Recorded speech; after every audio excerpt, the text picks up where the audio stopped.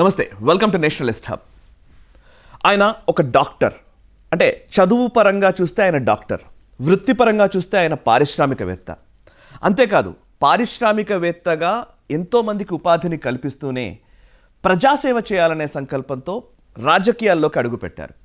Of course తండ్రి వారసత్వంని పుణికిపుచ్చుకొని తెలంగాణ రాజకీయాల్లో తనదంటూ ఒక ప్రత్యేక శైలిని, ప్రత్యేకతను సంతరించుకుంటూ ముందుకు సాగుతోన్న ఆ రాజకీయ నాయకుడిని ఈరోజు నేను ఇంటర్వ్యూ చేయబోతున్నాను.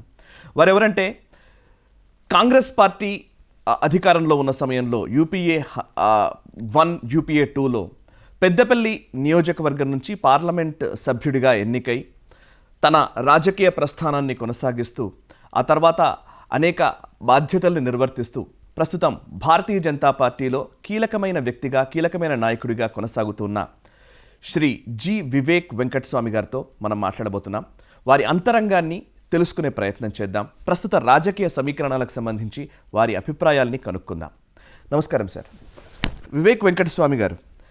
వెంకటస్వామి గారు అనగానే అంటే తెలుగు నాట సుపరిచితమైన పేరు, కాకా అని అందరూ చాలా ఆప్యాయతతో పిలుచుకునే పేరు.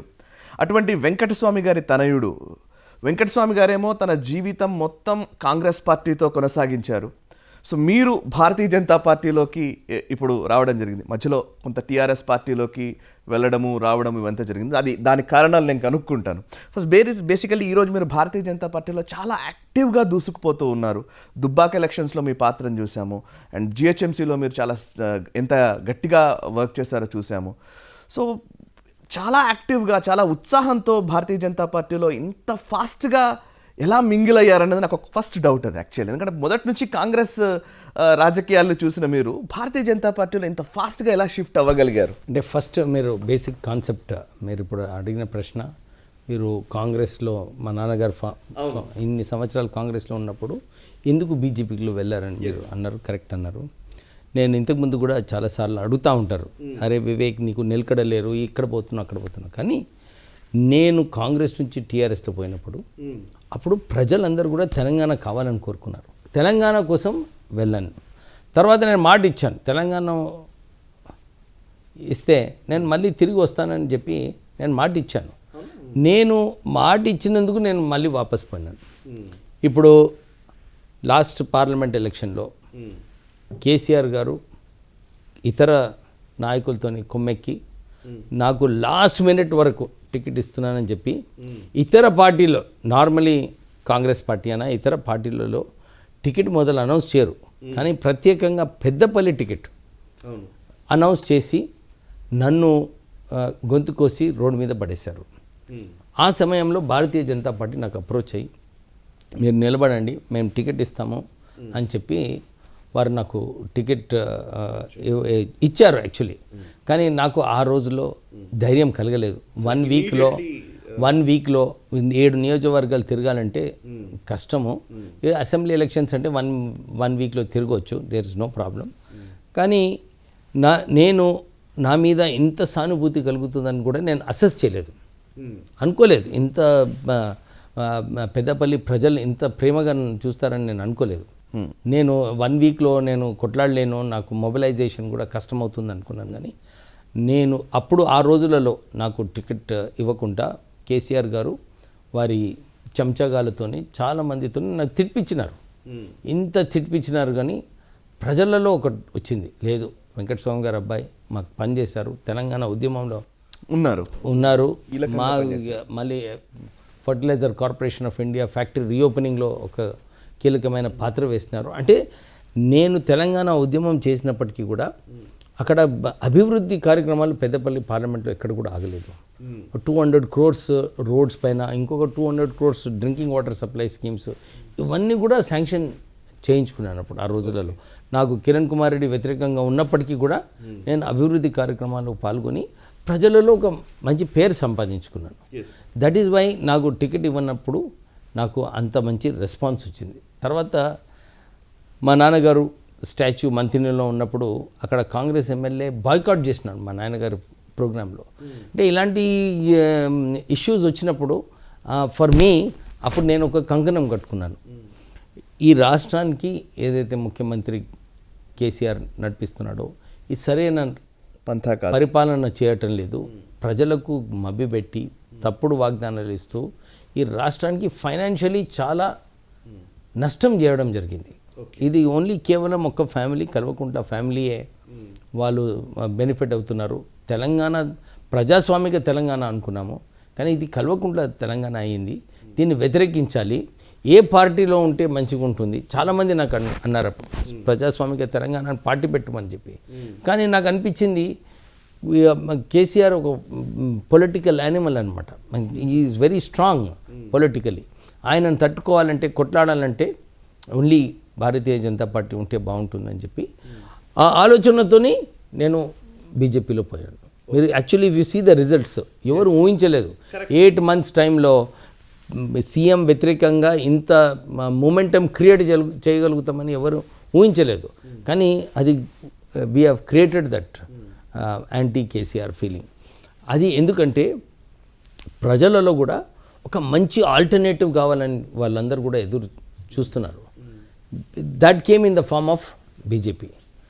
దట్ ఈస్ వై కేసీఆర్ గారికి దుబ్బాక్లో అయినా కానీ జిహెచ్ఎంసీలో అయినా కానీ ఈ ప్రజల నుంచి ఏదైతే వ్యతిరేకత వచ్చిందో ఇది సిమ్మరింగ్ డిస్కంటెంట్మెంట్ అనమాట.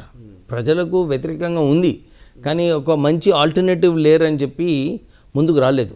కాంగ్రెస్ పార్టీని గెలిపిస్తే 2019లో 12 మంది టీఆర్ఎస్లోకి వెళ్ళిపోయినారు. సో కాంగ్రెస్ పార్టీ మీద ప్రజలకు నమ్మకం పోయింది. ఓన్లీ బీజేపీ చేయగలుగుతుందని చెప్పి వారు ఆ ఆలోచనతోని నేను ఫస్ట్ డేనే అమిత్ షా గారితో కలిసినప్పుడు నేను ప్రశ్న అడిగాను. నేను వారిని, అమిత్ షా గారు బయట మాట్లాడుతూ ఉంటారు, టీఆర్ఎస్ పార్టీ బీజేపీ ఇద్దరు కలుసుకుని ఉన్నారు, మరి మనం వ్యతిరేకంగా చేయాలన్నా వద్దా అని చెప్పి నేను అప్పుడు అమిత్ షా గారితో ప్రశ్న వేశాను. ఎందుకంటే వాళ్ళు అడిగారు, నువ్వు పార్లమెంట్లో నీకు టికెట్ ఇచ్చినప్పుడు ఎందుకు పోటాడలేదని చెప్పి నాకు ప్రశ్న వేశారు. అయితే నేను చెప్పినాను, సార్ అప్పుడు పరిస్థితులు ఇట్లా ఉండింది, nobody believed that BJP and TRS are together, వాళ్ళు ఇద్దరు కలిసి ఉన్నారు, సెపరేట్గా లేరని అనిపించింది.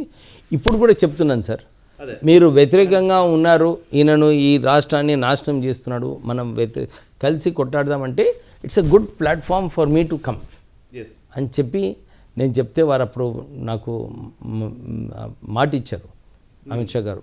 ఏది ఏమైనా కానీ ఈ ముఖ్యమంత్రి ఇన్ని కరప్షన్ ఛార్జెస్ వచ్చినాయి, ఇంత పరిపాలన ఏదైతే చేస్తున్నాడో సరైన పరిపాలన కాదు, కొట్లాడదాం, ఐఎమ్ విత్ యూ అని చెప్పి అప్పుడు అమిత్ షా గారు నాకు మాట ఇవ్వడం జరిగింది. So and party also stood by it. Every time మనము పోయి వారికి ఏదైనా సజెషన్ ఇచ్చినప్పుడు పాజిటివ్గా తీసుకొని, అండ్ ఎలక్షన్ అంటే it is not only one individual, అన్నీ కూడా అనుకూలంగా రావాలి, యుక్తులు ఉండాలి, వ్యూహ ప్రతివ్యూహాలు ఉండాలి, అన్నీ ఉన్నప్పుడే గెలవగలుగుతాం. సో అప్పుడు దుబ్బాక్లో అయినా కానీ జిహెచ్ఎంసీలో అయినా కానీ ఒక కన్సర్టెడ్ ఎఫర్ట్ అనమాట. మీడియా కవరేజ్ అనుకోండి, దెన్ ఫైనాన్షియల్ రిసోర్సెస్ రేజింగ్లో అనుకోండి, అన్ని కాన్స్టిట్యూన్సీలో తిరగడం అని కానీ ఇవన్నీ చూసుకుంటే అన్నిట్లో కూడా ఒక కీలకమైన పాత్ర వేయడానికి నాకు ఒక ఆపర్చునిటీ వచ్చింది. నాకు ఒకటి గుర్తుంది సార్, నాకు మీ ద్వారా వినాలని ఉంది, యాక్చువల్లీ ప్రేక్షకులకు కూడా గుర్తు చేయాలని ఉంది. మీరు ఇప్పుడు ఇందాక అన్నారు కాంగ్రెస్కి సంబంధించిన అంశాల గురించి కూడా, కాంగ్రెస్ ఈరోజు పోరాడే స్థితిలో లేదు అని మీరు ఈరోజు చెప్తూ ఉన్నారు. 2011లో అనుకుంటాను, నాకు గుర్తు బాగా, తెలంగాణ మలిదశ ఉద్యమం చాలా సీరియస్గా నడుస్తున్న టైంలోనే మీ నాన్నగారు వెంకటస్వామి గారు ప్రెస్ మీట్ పెట్టి చాలా గట్టిగా కాంగ్రెస్ పార్టీ అధినాయకత్వాన్ని విమర్శించారు. నాకు బాగా గుర్తుంది. ఇటాలియన్ ప్రెసిడెంట్ కాదు, మీరు కాంగ్రెస్ ఇండియన్ కింద నుంచి వచ్చిన వాళ్ళకి ప్రెసిడెంట్ని చేయండి, సోనియా గాంధీ తప్పుకోవాలని ఇచ్చిన స్టేట్మెంట్ నాకు గుర్తుంది. అప్పుడు మీరు ఢిల్లీలో ఉన్నట్టున్నారు ఆ టైంలో. నేను అప్పుడు ఆ టైంలో గోవా. ఏం జరిగింది అసలు అంత సడన్గా? అంటే నాకు ఈ ప్రశ్న ఎందుకు అడుగుతున్నానంటే 2014లో అధికారం కోల్పోయిన తర్వాత కాంగ్రెస్ను విమర్శించే వాళ్ళు చాలామంది ఉన్నారు. 2014కు ముందు అధికారంలో ఉన్న సమయంలో ఈ ప్రభావాన్ని గుర్తించిన వ్యక్తి వెంకటస్వామి గారు అని నేను అంటాను. తెలంగాణ అంటే మా నాన్నగారికి ఆ రోజులో ఏమైందంటే, అంతోని గారు ఢిల్లీ నుంచి వచ్చారు. అంతోని గారు ఢిల్లీ నుంచి వచ్చి చిరంజీవి గారి ఇంటికి వెళ్ళారు. అప్పుడు ఆ టైంలో మా ఫాదర్ ఏమనుకున్నారంటే, this is not correct politics. Congress పార్టీకి ఒక స్థాయి ఉంది, ఆ స్థాయి ఉన్నప్పుడు ఇంత పెద్ద లీడర్ ఢిల్లీ నుంచి వచ్చినప్పుడు Chiranjeevi should go to his house. మనమే పోయి అక్కడ పోయినామంటే కాంగ్రెస్ స్థాయిని కిందికి తీసుకొస్తున్నామని చెప్పి కొంచెం ఆ కోపంతో మా నాన్నగారు డెఫినెట్లీ ఆ రోజు రియాక్ట్ అయినారు. నాకు కూడా అహ్మద్ పటేల్ గారు గోవాకి ఫోన్ చేసినారు. అరే మీ నాన్నగారు ఇట్లా విమర్శించారు, ఏంటి సంగతి అంటే, సార్ నేను ఇక్కడ గోవాలో ఉన్నాను, నాకు తెలియదు.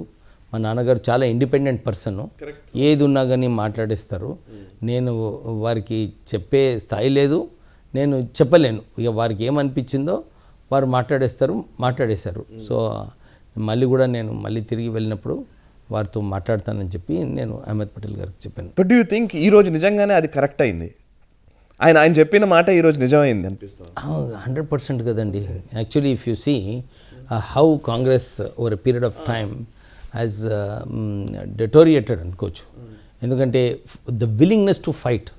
నేను కూడా 2013లో తెలంగాణ ఉద్యమంలో పాల్గొన్నప్పటికీ కూడా చాలాసార్లు నేను అప్పుడు కాంగ్రెస్లో ఉన్నప్పుడు చెప్పాను, your social media is very poor, మీరు సరిగా కౌంటర్ చేయటం లేదు అని చెప్పి చేసినప్పుడు కూడా అక్కడ లీడర్షిప్ వ్యాక్యూమ్ కనబడ్డది.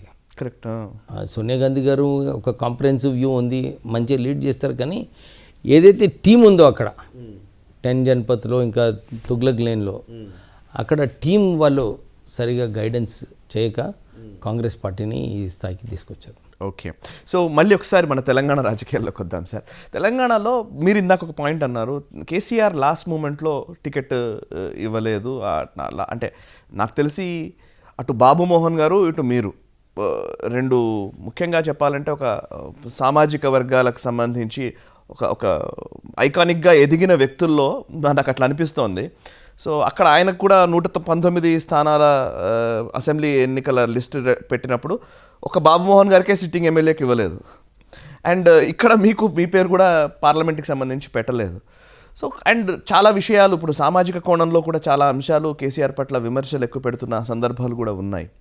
ఏం జరిగింది, ఎందుకని మీకు ఇవ్వలేదా? మీతో చాలా క్లోజ్గా ఉన్న వ్యక్తే, క్లోజ్గా మిమ్మల్ని ఆహ్వానించిన వ్యక్తి, మిమ్మల్ని అడ్వైజర్గా పెట్టుకున్న వ్యక్తి, వాట్ హ్యాపెండ్ ఎగ్జాక్ట్లీ? కేసీఆర్ గారు మీకు తెలుసు, వారు ఉద్యమం ముందు ఒకలాగుండే, ఉద్యమం ముఖ్యమంత్రి అయిన తర్వాత ఇంకో లాగున్నాడు.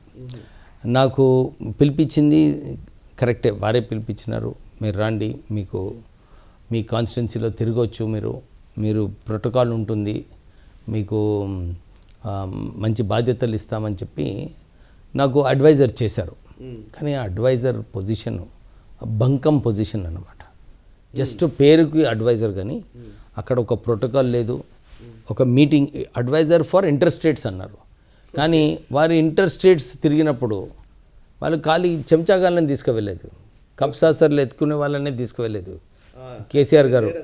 వారు మాకు ఎప్పుడు పిలవలేదు. నేను అడిగినాను ఒకసారి, అరే ఈ పొజిషన్ నాకు నిజంగా ఇచ్చారా లేకుంటే ఉట్టినే టూట్ పాలిష్ జస్ట్ ఒక స్టాచ్యూ లాగా ఉండాలనా అని అంటే నాకు రెస్పాన్స్ రాలేదు. నేను ఒకసారి అడిగినాను, సాబ్ మీరు నాకు మాట ఇచ్చారు కాన్స్టిట్యున్సీలో ప్రోటోకాల్ ఉంటుందని.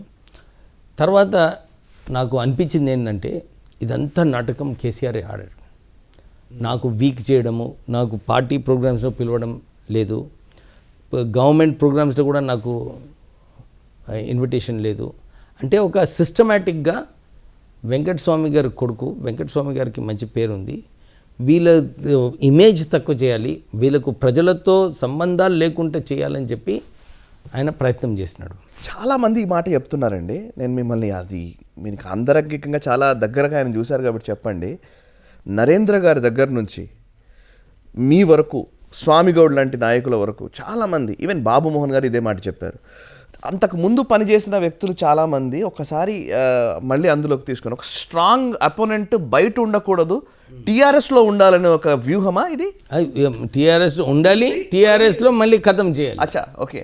So as a leader nobody should be standing on his legs అన్నమాట. దట్ ఈస్ హిస్ అపోనెంట్ బయట ఉండకూడదు, లోపల తీసుకురావాలి. కానీ టుడే ఐఎమ్ వెరీ హ్యాపీ అండి, నాకు టికెట్ ఇవ్వనందుకు చాలా హ్యాపీగా ఉన్నాను. ఎందుకంటే అగైన్ టికెట్ ఇచ్చి మళ్ళీ అక్కడనే ఉండి ఎంపీ ఉన్నా కానీ లాభం లేదు. యాక్చువల్లీ నాకు ఎంపీ మీద మోజు లేదండి. Okay, first Telangana MP, Telangana టైంలో ఎంపీగా ఉన్నాను. తెలంగాణ ఉద్యమంలో కొట్లాడటానికి ఒక ఆపర్చునిటీ ఉండే.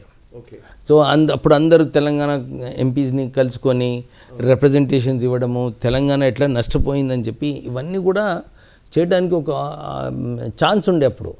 సో ఎప్పుడు కూడా పని ఉండేది, ఎవ్రీ డే ఈ స్ట్రాటజీ ఏం చేయాలి, ఆ స్ట్రాటజీ ఏం చేయాలి, మేమందరం మాట్లాడుకొని ఒక స్ట్రాటజీ ప్రకారంగా మేము చేసేది. కానీ దాని తర్వాత టికెట్ ఇవ్వనప్పుడు కూడా నాకు అనిపించింది very god sent this thing. నాకు కేటీఆర్ అప్పుడు టికెట్ ఇవ్వనప్పుడు కూడా ఆయన చెప్పినాడు, బాస్ ఈజ్ అన్హ్యాపీ, మీరు పేపర్ పెట్టినందుకు అన్హ్యాపీ ఉన్నారని చెప్పినారు. కానీ నేను చెప్పినాను, అరే మేము అప్పుడు ఇంతకుముందు కూడా V6 న్యూస్ మీకు తెలంగాణ దళపతి చేసింది మేమే, వీ విల్ సపోర్ట్ యూ. పార్టీలో న్యూస్ పేపర్ పెట్టడం నచ్చలేదు ఆయనకు అనిపించింది అనుకుంటాను, దట్ అన్నెసెసర్లీ ఒక స్ట్రాంగ్ మీడియా హౌస్ తెలంగాణలో ఎందుకు ఉండాలి అని ఆ ఆలోచనతోని నాకు ఉంటే నమస్తే తెలంగాణ ఒకటే ఉండాలి వారి అంటే అంత కల్వకుంట్లనే ఉండాలి, ఇంకెవరు ఉండొద్దని. So I'm happy today. నేను అక్కడ ఉండుంటే నేను my media house would have been in trouble. కానీ ఈరోజు ప్రజల సమస్యలు తీసుకోవటానికి, ప్రజల సమస్యలు హైలైట్ చేయడానికి, ప్రజలు ఏం కోరుకుంటున్నారో అది హైలైట్ చేయడానికి ఒక ఛాన్స్ దొరికింది నాకు. నేను అక్కడ ఉండుంటే ఆ ఛాన్స్ ఉండేది కాదు. ఈరోజు టీఆర్ఎస్కి ఒక దక్కా తగిలిందంటే దాంట్లో ఒక ప్లానింగ్ వైజ్ చేసే అవకాశం ఉండే, లేకుంటే అక్కడ ఉండేది కాదు. ఆయన మళ్ళీ ఈ రాష్ట్రాన్ని ఈ కరప్షన్లో ముంచేసి అపోజిషన్ లీడర్స్కి ఎక్కడ కూడా ఎదగకుండా చేసేవాడు. So it is good that he didn't give me ticket.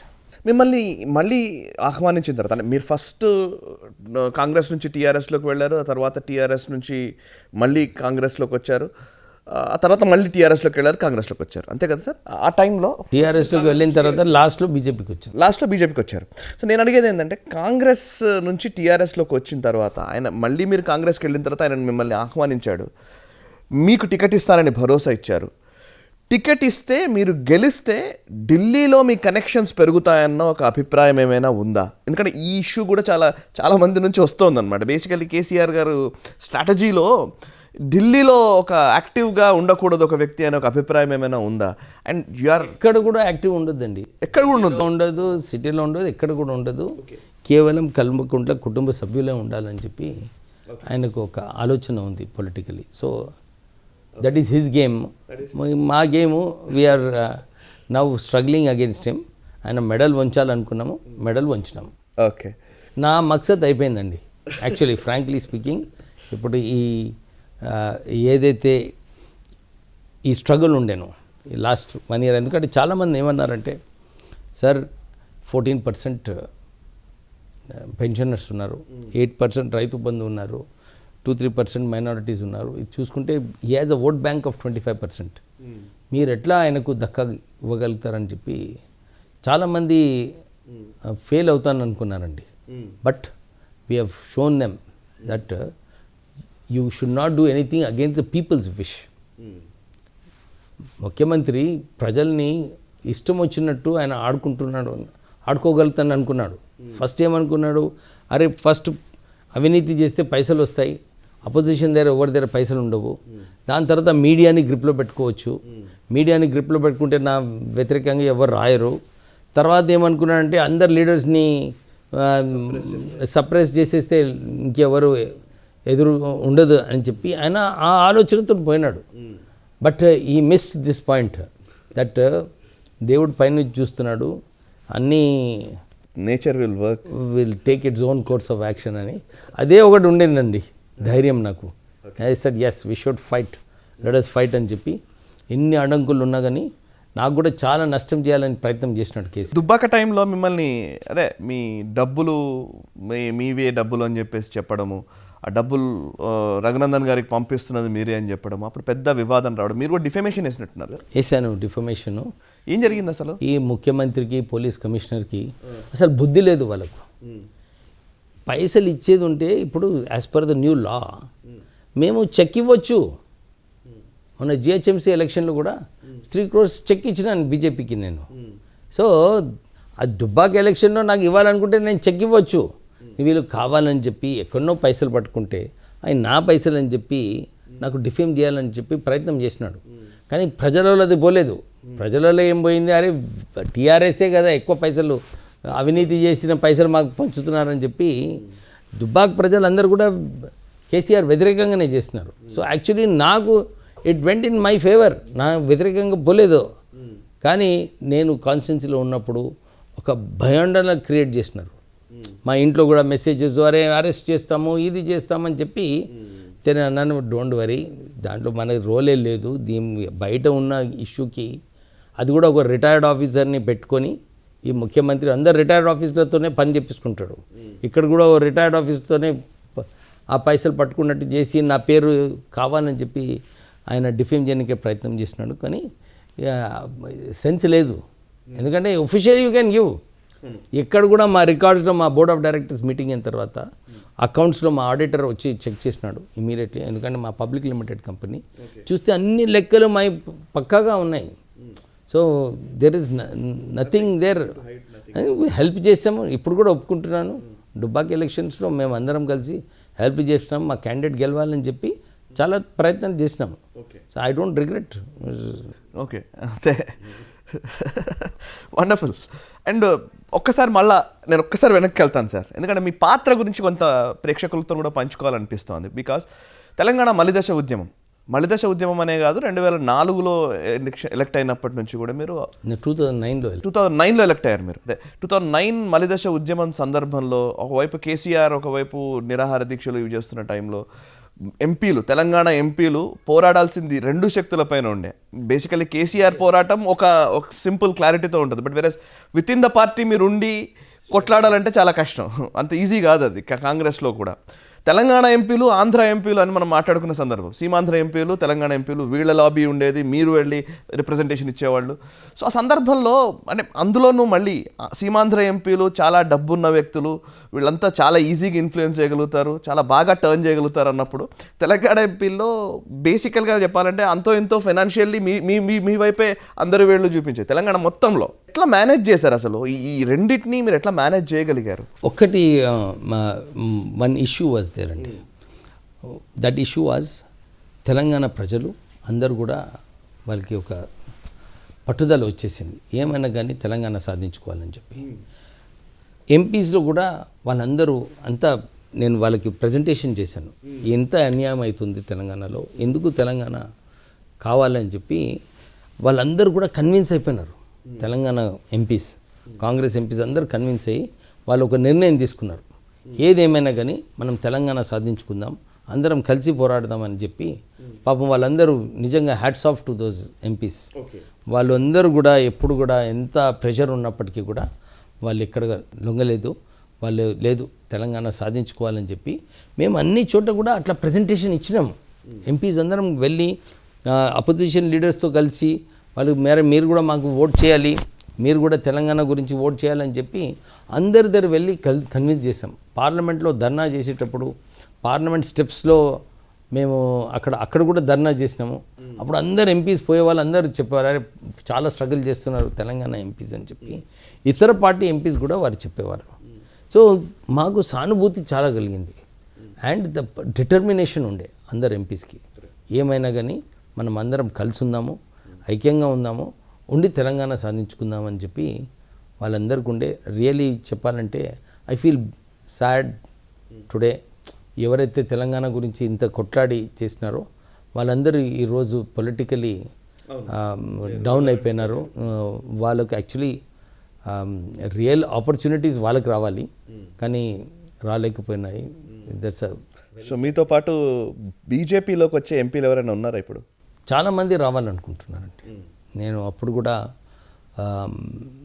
మొన్న దుబ్బాక్ ఎలక్షన్, జిహెచ్ఎంసీ ఎలక్షన్ తర్వాత, దానికన్నా ముందు ఎవరు రాలేదు, ఎవరు ధైర్యం చేయలేదు, ఎవరికి లేకుండింది. మాకు ఉండింది, yes we can do this అని ఉండింది. మేము వచ్చాం మొదలు, రిజల్ట్స్ ఆఫ్ ప్రూవ్డ్ కరెక్ట్. నా గెలిచిన తర్వాత అందరూ మేము వస్తామని చాలామంది లైన్లో కట్టినారు. నేను అదే చెప్పాను, హైకమాండ్కి ఇది చెప్పాను, మీరు ఇప్పుడు తీసుకునేటప్పుడు జాగ్రత్తగా తీసుకోండి, ఒక ప్లాన్తో తీసుకోండి. సో దట్ మీకు ఫ్యూచర్లో అన్ని చోట్ల కూడా మీకు మంచి క్యాండిడేట్స్ రావాలి, ఎంపీ క్యాండిడేట్స్ రావాలి. ఒక బలమైన క్యాండిడేట్స్ ఉంటే పార్టీకి లాభం పొందుతుంది. ఎవరైతే వాళ్ళ కోసం వస్తున్నారో వాళ్ళని తీసుకునేది అవసరం లేదు. ఎవరికైతే పార్టీ అవసరమో వాళ్ళ వల్ల పార్టీకి లాభం. కరెక్ట్. కొందరు అన్నెసరీ మిస్చివస్ నేను వ్యతిరేకించానని చెప్తున్నారు, కానీ I'm for as a system, as a process. అది ఎందుకంటే బీజేపీ ఎప్పుడు కూడా బయట అందరూ అంటారు క్రమశిక్షణ పార్టీ, గుడ్ పార్టీ, ఒక విలువలకు చాలా ఇంపార్టెన్స్ ఇస్తారని బీజేపీ చెప్తుంది. మనం ఆ ఇమేజ్ పెట్టుకోవాలి. ఆ ఇమేజ్ పోయిందనుకుంటే మళ్ళీ విల్ బీ అగైన్ కేసీఆర్కి ఆపర్చునిటీ ఇచ్చినట్టు ఉంటుందని చెప్పి నేను సిస్టమ్స్ ఏమని చెప్పి మా కోర్ కమిటీ మీటింగ్లో కూడా నేను చెప్పడం జరిగింది. ఇప్పుడు కూడా I'm of the firm belief. నేను మొత్తం రూరల్ ఏరియాస్ తిరిగినప్పుడు very good response for BJP. ఈ టైంలో వెన్ గుడ్ మనకు బీజేపీకి మొదలు కార్యకర్తలు లేరు ఎక్కువ మంది, ఫ్రాంక్లీ స్పీకింగ్. కానీ ఇప్పుడు new cadre is coming up. అవును, new cadre is coming, very strong cadre is coming. ఇంత పోలీస్ ఎక్సెసెస్ ఉన్నప్పుడు, దబాయిస్తున్నప్పటికీ కూడా చాలామంది ప్రజలు బీజేపీలో రావాలని చెప్పి వాళ్ళు ముందుకు వస్తున్నారు. ఇట్లాంటి తరుణంలో మనము మంచి లీడర్షిప్ ఇచ్చే కూడా మన బాధ్యత. అవును. So that is what exercise is going on. Good candidates వస్తారు. ఎంపీ క్యాండిడేట్స్ కూడా మంచి క్యాండిడేట్స్ని తీసుకొని వాళ్ళ ఏమి అడ్జస్ట్మెంట్స్ కావాలో ఇవన్నీ చూసుకోవాలి. లాంగ్ టర్మ్ విజన్లో కేసీఆర్ని కొట్టాలంటే ఒక కన్సాలిడేటెడ్ వ్యూ ఉండి కరెక్ట్ మనుషులను తీసుకుంటే డెఫినెట్లీ కొట్టచ్చు. ఇవాళ చాలామంది వస్తారండి. ఎలక్షన్ ముందు ఎందుకు రాలేదండి? ఇవాళ చాలామంది వస్తారు because situation has become in favour of BJP. So BJP కూడా వాళ్ళు కూడా చూస్తున్నారు. క్రాస్ చెక్ చేసుకోవాలంటారు అంతే. రైట్. మరొక వైపు నాగార్జున సాగర్ వస్తుంది. దుబ్బాక అయిపోయింది, జిహెచ్ఎంసీ అయిపోయింది, you made your mark. Nagarjuna సాగర్లో ఏం జరగబోతోంది? ఇస్ దర్ ఎనీ ఛాన్స్ అక్కడ? నాగార్జున సాగర్ రాసిస్తున్నాను. మనము ₹1 బెట్ కడతాం, BJP is going to win.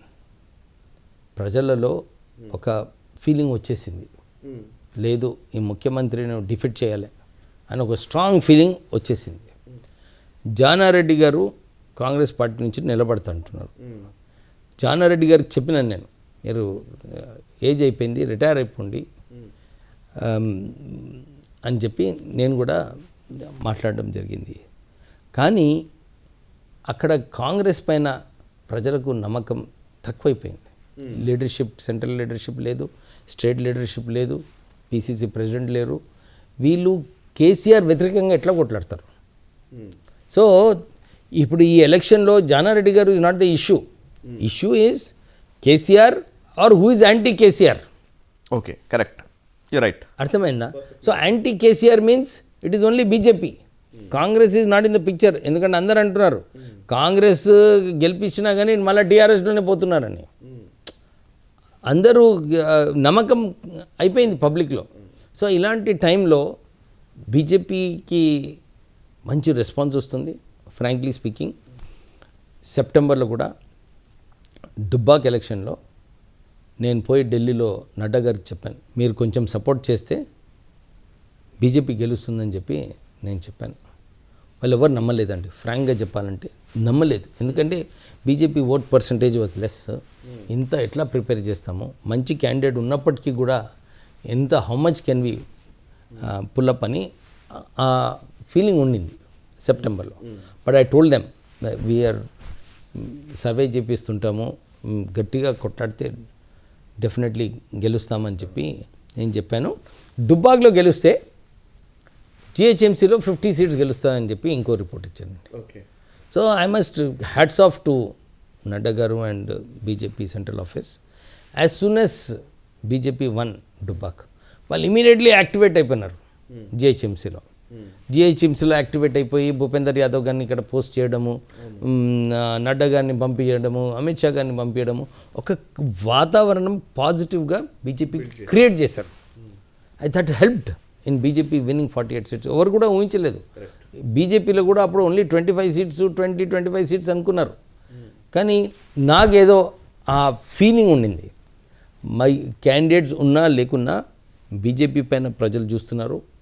ఈ ఫ్లడ్స్లో ఏదైతే ముఖ్యమంత్రి ఫెయిల్యూరు, కోవిడ్లో ఫెయిల్యూరు, ఇవన్నీ కూడా నాకు కొంచెం ఎక్కువ స్టడీ చేసినప్పుడు I was getting the feeling definitely ముఖ్యమంత్రి ఎన్ని పైసలు ఖర్చు పెట్టినా కానీ బీజేపీలో మంచి క్యాండిడేట్స్ని పెట్టి మంచి క్యాంపెయిన్ చేస్తే గెలవచ్చు అని చెప్పి నాకు సెప్టెంబర్లో చెప్పాను. My report is there. Okay. So they were convinced that డిబ్బా గెలిచిన తర్వాత జిహెచ్ఎంసీలో కూడా మంచి పర్ఫార్మెన్స్ ఉంటుందని. So I must thank BJP central leadership for their strong support. Okay. But Nagarjuna సాగర్లో ఒకసారి మీరు అన్నారు కాబట్టి అడుగుతున్నాను నేను, క్యాండిడేట్ ఎవరు అనేది ఇంకా ఇప్పటికీ చర్చ. క్యాండిడేటు ఇప్పుడు ఎక్సెప్ట్ కాంగ్రెస్ జానారెడ్డి గారు, టీఆర్ఎస్ కూడా ఇంకా నిర్ణయం చేయలేదు. అవును, వాళ్ళు కూడా కన్ఫ్యూజన్లో ఉన్నారు ఎవరు మంచి క్యాండిడేటు అని. వాళ్ళకి కూడా మంచి క్యాండిడేట్ దొరకట్లేదు ఫ్రాంక్లీ స్పీకింగ్. మా దగ్గర వీఆర్ వెయిటింగ్ స్ట్రాటజికలీ ఎవరికి ఇస్తే బాగుంటుందని చెప్పి మేము స్ట్రాటజీగా వెయిట్ చేస్తున్నాం. దిస్ ఎలక్షన్ విల్ బీ కొత్త డైరెక్షన్ ఇస్తుంది ఓకే తెలంగాణలో రాజకీయాలకి. ఏది Nagarjuna Sagar election you will get very surprising result అన్నమాట in the form of BJP win. Surprising result in very many ways. కొంచెం బీజేపీ విన్నింగ్ స్ట్రాటజీని స్టడీ చేసిన వాళ్ళు ఎవరైనా కానీ దీన్ని అర్థం చేసుకుంటున్నారు సార్. నేను కూడా అదే అనుకుంటున్నాను, చెప్దామనుకుంటున్నాను. యాక్చువల్లీ బేసికలీ ఉత్తరప్రదేశ్ కానీ త్రిపుర కానీ ఇట్లాంటి మోడల్స్ ఒకసారి చూస్తే బీజేపీ ఎమర్జ్ అయ్యే విధానం కొంచెం అర్థమైతే తెలంగాణలో రాబోయే ఫలితాలు తెలుస్తాయి. కానీ కొంచెం డిఫరెంట్ అండి తెలంగాణలో. Telangana in south is different from north. ఇక్కడ multiple factors have to be taken care of. నార్త్లో ఒక డిఫరెంట్ వే అన్నమాట, అదే ఇక్కడ డిఫరెంట్ వే. ఓకే. సో మొన్న జిహెచ్ఎంసీ ఎలక్షన్లో BJP has shown that it can function in a multiple ways. So దాంట్లో మొత్తం బీజేపీ క్యాడర్ యాక్టివేట్ అయిపోయినారు, అన్ని చోట్ల నుంచి వచ్చారు, క్యాంపెయిన్ చేశారు, ఒక మంచి వాతావరణం క్రియేట్ చేసి బీజేపీ డెఫినెట్లీ డిసిప్లిన్ ఎక్కువ ఉంది బీజేపీలో.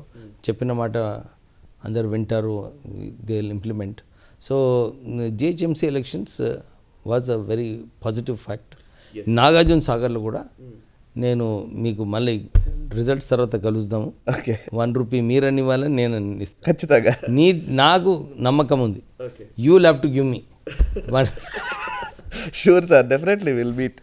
అండ్ ఒకసారి ఇండస్ట్రియలిస్ట్గా మీరు ఉన్నారు కదా, మీరు బిజినెస్ని ఎలా చేయడము అనేది మీరు ఒక నిజంగా చెప్పాలంటే ఈరోజు యూత్కి definitely you're an inspiration. Because building a media house is not easy. నేను ఒక జర్నలిస్ట్గా చెప్తున్నాను, నాకు తెలిసి ఈ మధ్యకాలంలో వచ్చిన తర్వాత కాలంలో అంటే సెకండ్ వేవ్లో పెట్టిన న్యూస్ ఛానల్స్ ఏవి సరిగ్గా నిలబడలేదు. But V6 is there. V6 కానివ్వండి, ఇప్పుడు మీరు వెలుగు దినపత్రిక కానివ్వండి. సో ఒక మీడియా హౌస్ని మీరు ఇంత బాగా చేయగలుగుతున్నారు. ఇంకా మిగతా ఆస్పెక్ట్స్కు చూస్తే మీకున్న ఇండస్ట్రీస్ కానివ్వండి, మిగతా ఆస్పెక్ట్స్లో కానివ్వండి. యాజ్ అన్ ఇండస్ట్రియలిస్ట్ ఈ రోజున్న పరిస్థితి గురించి మీ విశ్లేషణ తెలుసుకోవాలని ఉంది నాకు. అంటే ఈరోజు కోవిడ్ తర్వాత వాతావరణం అంతా మారిపోయింది. ఇప్పుడు బడ్జెట్ వస్తుంది. కోవిడ్ తర్వాత బడ్జెట్ అంటే ఇప్పటికే చాలా సమస్యలు ఉన్నాయి. జీడిపి గ్రోత్ విషయంలో కొంచెం ఇబ్బందులు ఉన్నాయి. మొత్తం ఓవరాల్గా ఇండియా మాత్రమే కాదు, ప్రపంచమంతా కూడా ఇబ్బందులు పడుతున్నాయి ఈ టైంలో.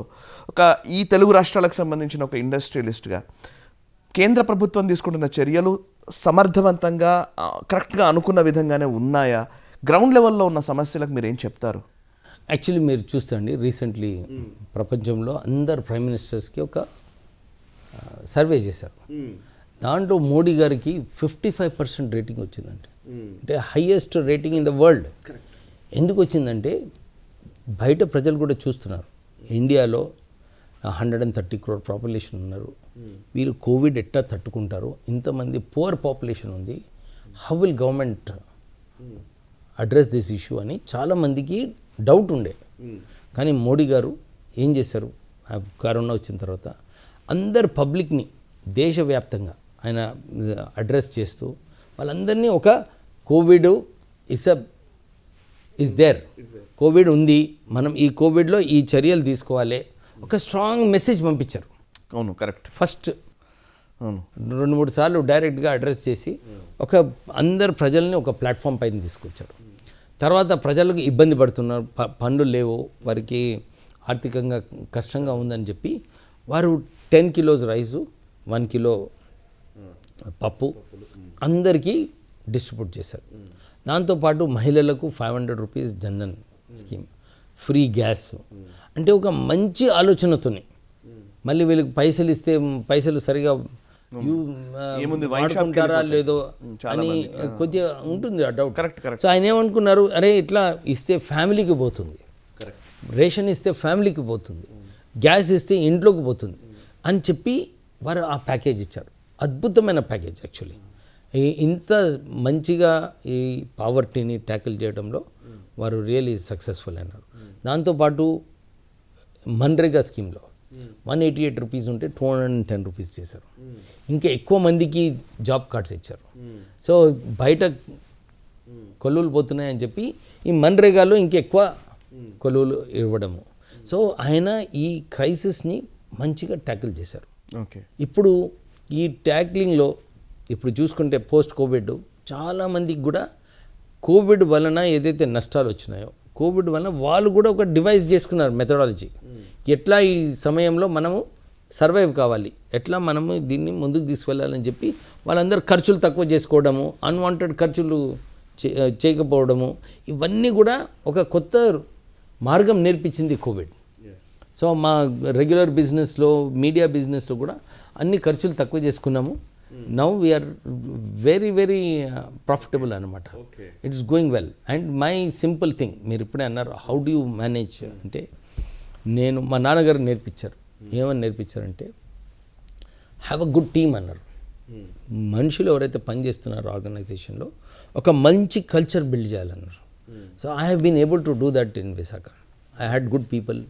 ఎవరైతే పనిచేసినారో నాతో 25-30 ఇయర్స్ కూడా పనిచేసేవారు ఉన్నారు. నాకు మంచి చీఫ్ ఎగ్జిక్యూటివ్ దొరికారు. నేను ఇనీషియల్ డేస్, నేను డాక్టర్ కదా, so I didn't know management. So I had a very good chief executive Ramaseshan గారు అని. సో వారు ఒక టీం మంచి ఫామ్ చేశారు. So we had very good team. Media హౌస్లో కూడా మేము ఒక నిర్ణయం తీసుకున్నాం. మా CEO గారు ఉన్నారు, వాట్ పీపుల్ వాంట్, ఎస్, ప్రజలకు ఏదైతే సమస్యలు ఉన్నాయో అవే సమస్యలు చూపించాలని. నేను ఎప్పుడు కూడా V6 నాదని అనుకోలేదు.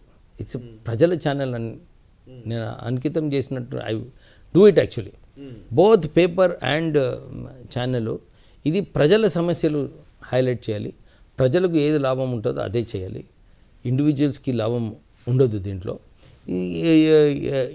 ఇండివిజువల్స్ వ్యతిరేకంగా కూడా పోవద్దు, సబ్జెక్ట్ మ్యాటర్ చూసుకొని పోతే బాగుంటుందని చెప్పి దట్ ధైర్యము అందరు రిపోర్టర్స్కి అందరికీ అందరికీ ఒక ధైర్యం కల్పించాను. You do your work properly, you will be taken care. Yes. మా దగ్గర ఇప్పుడు స్టార్టింగ్ నుంచి పనిచేసే వాళ్ళు కూడా అందరు ఇంకా కంటిన్యూ అవుతున్నారు. So that is a good culture we have been able to develop. So in the simple అండి, దీంట్లో ఏం పెద్ద మేనేజ్మెంట్ ఎక్స్పర్టీస్ ఏం లేదు. First you have to be simple, do your work properly and see that content is good. Content is not biased. Biased ఉంటే ఇవాళ ప్రజలు నమ్ముతారు, రేపు మళ్ళీ దే విల్ నో వాట్. ఇప్పుడు అంటున్నాం కదా ఎల్లో మీడియా, పింక్ మీడియా అని.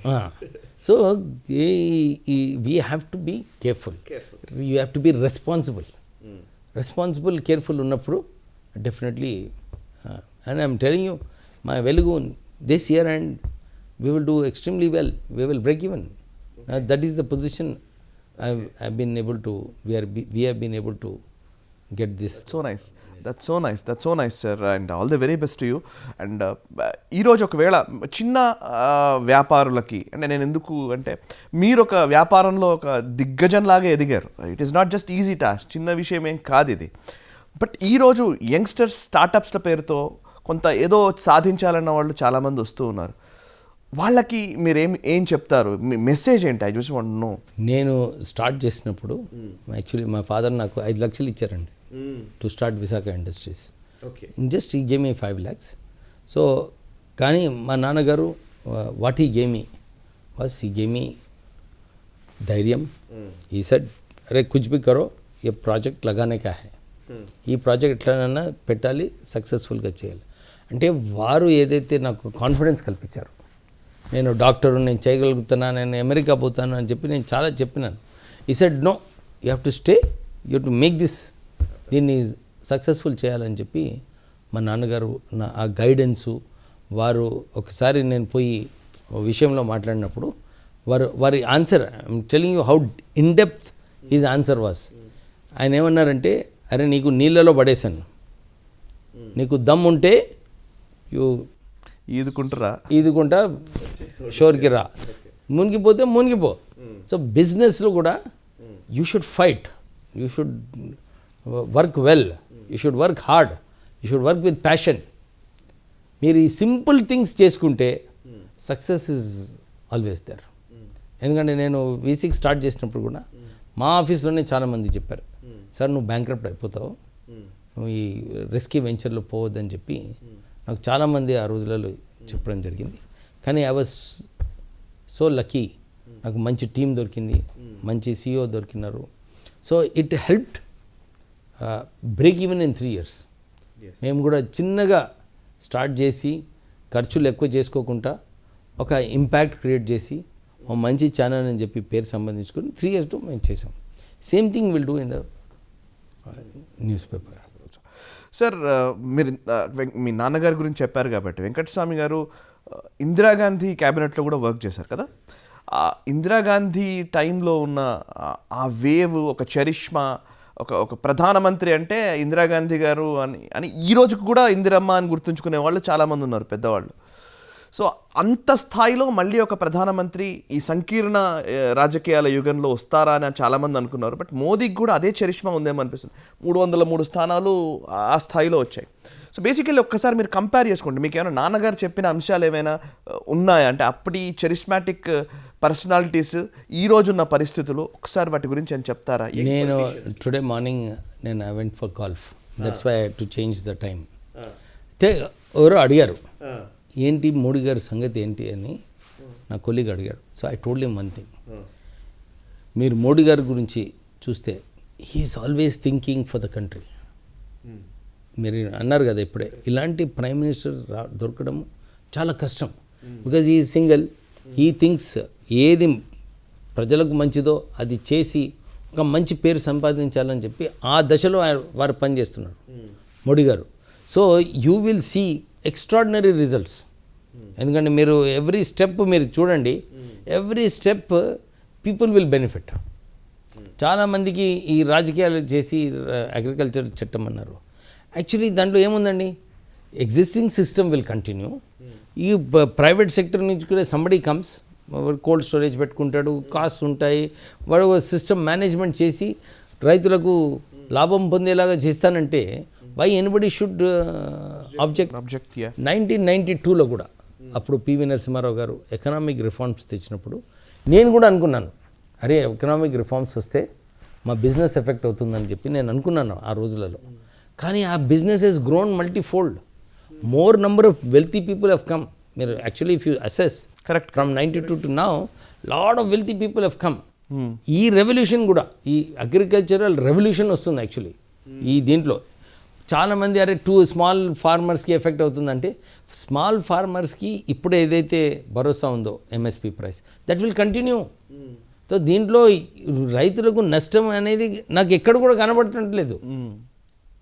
దీంట్లో అడిషన్ ఏముందంటే, ప్రైవేట్ సెక్టర్ వస్తే వాడు పైసలు పెట్టుకుంటాడు, వాడు ఎక్కువ ప్రొడక్టివిటీ తీస్తాడు, ఎక్కువ 30% ఏదైతే పంటలో నష్టం అవుతుందో దాన్ని సేవ్ చేయడానికి ప్రయత్నం చేస్తాడు. అందుకే ఒక సిస్టము మేనేజ్మెంట్ ఉండి లార్జ్ స్కేల్లో మంచిగా చేసే అవకాశాలు ఉన్నాయి. రైతులు బాగుపడేది ఇంకా ఎక్కువ ఆపర్చునిటీ ఉంది. ఈ దేశానికి అవసరం అది. కంట్రీ, ఎందుకంటే అగ్రికల్చరల్ బేసికలీ సెక్టర్లో మన కంట్రీ ఉంది.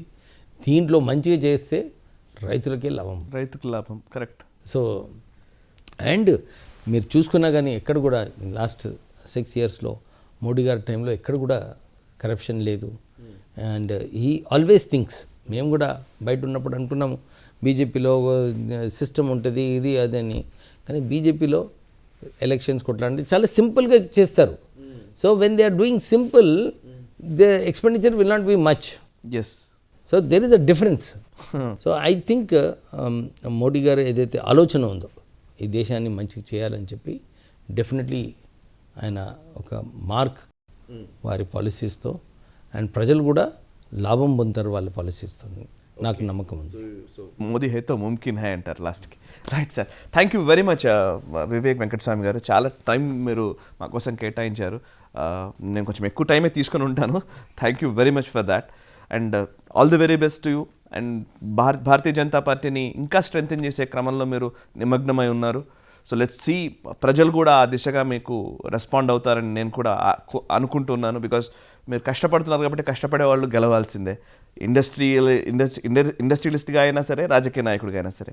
Thank you very much sir. Thank you. So చూసారు కదా, అది వివేక్ వెంకటస్వామి గారితో special interview. So Vivek Venkataswamy గారు చాలా సింపుల్గా, చాలా పర్ఫెక్ట్గా తన అనాలిసిస్ని మనకు అందించే ప్రయత్నం చేశారు. ఆయన రాజకీయాల్లో ఇప్పుడున్న ఫార్ములాస్ అన్నింటికీ భిన్నంగా ఈరోజు ఎలక్షనీరింగ్ భారతీయ జనతా పార్టీ చేస్తుందన్నమాట వాస్తవం. దానికి సంబంధించిన అనలిటికల్ ఇష్యూస్ చాలా ఉన్నాయి. తెలంగాణలో కూడా ఖచ్చితంగా ఎమర్జ్ అవుతుంది, ఇప్పటికే ఎమర్జ్ అయిపోయింది, రేపొద్దున అధికారంలోకి వస్తుందనే ధీమాతోటి వివేక్ వెంకటస్వామి గారు ఉన్నారు. అండ్ రానున్న బడ్జెట్ సమావేశాలు కూడా జరగబోతున్న నేపథ్యంలో ఓవరాల్గా భారతదేశం ఆర్థికంగా ఒక సమర్థవంతమైన స్థితికి చేరుకోబోతోందని ప్రధాని మోదీపై భరోసా ఉంచాలనేదే వారు చేస్తున్న విజ్ఞప్తి. చూస్తూనే ఉండండి నేషనలిస్ట్ హబ్, మనసా వాచా కర్మణ, దేశహితం కోసం.